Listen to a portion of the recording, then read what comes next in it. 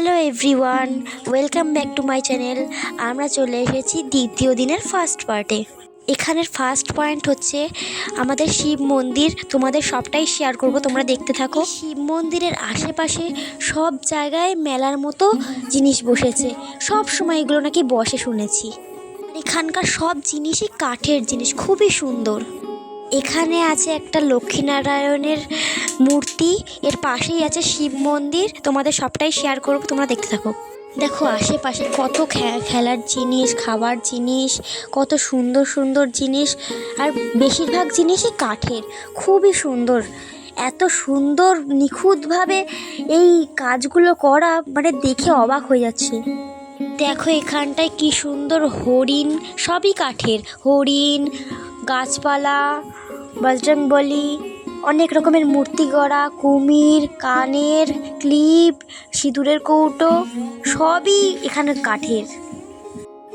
দেখো পাশে আর একটা রাধাকৃষ্ণের মন্দির ছিল, সেখানটায় আমরা আবার চলে গেলাম। এখানে রাধাকৃষ্ণের মূর্তিটা কি সুন্দর, বলার মতো না, খুবই সুন্দর। এইটা আমাদের আসল পয়েন্ট, শিব মন্দির। এখানটায় সবাই চান করে এসে গন্ডি কাটছে। দেখো খুবই সুন্দর লাগছে এই জায়গাগুলো এসে, সত্যি দারুণ লাগছে। দেখো এখানটায় শিব মন্দিরের সামনে বড় বড় ঘন্টা রাখা আছে। দেখো গেটের ভিতর থেকে শিব মন্দির দেখা যাচ্ছে, ওখানটায় আছে শিবলিঙ্গ, খুবই সুন্দর। ভেতরে ঢুকতে দিচ্ছিল না কাউকে, যারা চান করে এসেছে তাদের শুধু ঢুকতে দিচ্ছিল। আর এখানে দেখো একটা বড় বট গাছে শুধু নারকেল ঝোলানো, মানে লোকজন এখনও মনে করে যে তাদের মনস্কামনা ঠাকুর পূর্ণ করবে, তাই জন্য এরা এই নারকেলগুলো এখানে ঝুলিয়ে রাখে। দেখো এখানে পুজো দেওয়ার জন্য ডালা, নারকেল, আরও নানা রকমের মূর্তি, ঠাকুর, এগুলো পাওয়া যাচ্ছিল। সব পাশের দোকানে এগুলোই পাওয়া যাচ্ছিল, টুপি, ব্যাগ, নানা রকমের জিনিসপত্র। কিন্তু আমার এখানে কোনো জিনিস পছন্দ হচ্ছিল না, আমরা তো কিছু পুজোও দেবো না, তো এগুলো কিনে কি করব।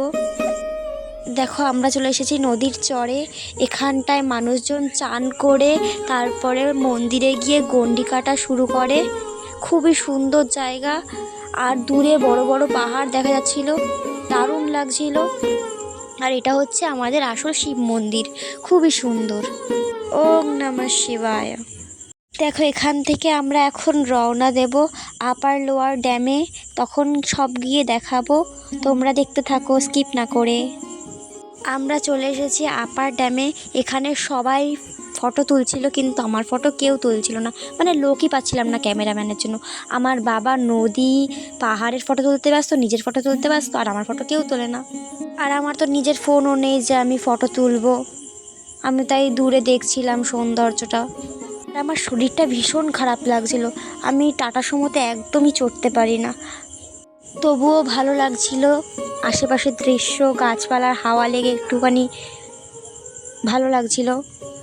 আমরা এখন তৃতীয় পয়েন্টে চলে যাব, জলবিদ্যুৎ শক্তি কিভাবে তৈরি হয় সেটা দেখতে, তোমরা দেখতে থাকো। আমরা প্রায় চলে এসেছি সৌরশক্তির এখানটায়।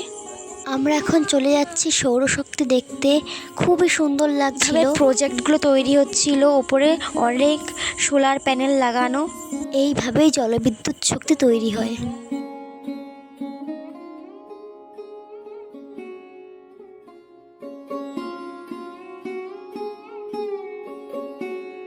এখন নিজেদের স্টপে চলে এসেছি, এখানটায় আমাদের গাড়ি পার্কিং হয়েছে।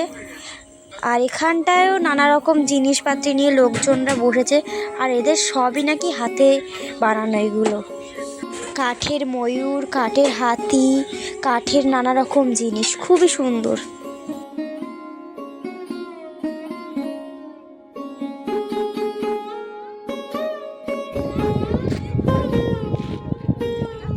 এই যে জলবিদ্যুৎ প্রকল্প, পুরো এটা হচ্ছে আপার ড্যাম। এইদিকে যে সোলারগুলো ভাসছে, ওখানে বিদ্যুৎ তৈরি করছে, এখান থেকে বিদ্যুৎ সাপ্লাই হচ্ছে। শুধু পাহাড়ের উপরে, চারদিকেই শুধু পাহাড়, আর মেঘের জন্য পুরো অন্ধকার দেখা যাচ্ছে, কুয়াশা মতো, পুরো কুয়াশা মতো চারদিকেই।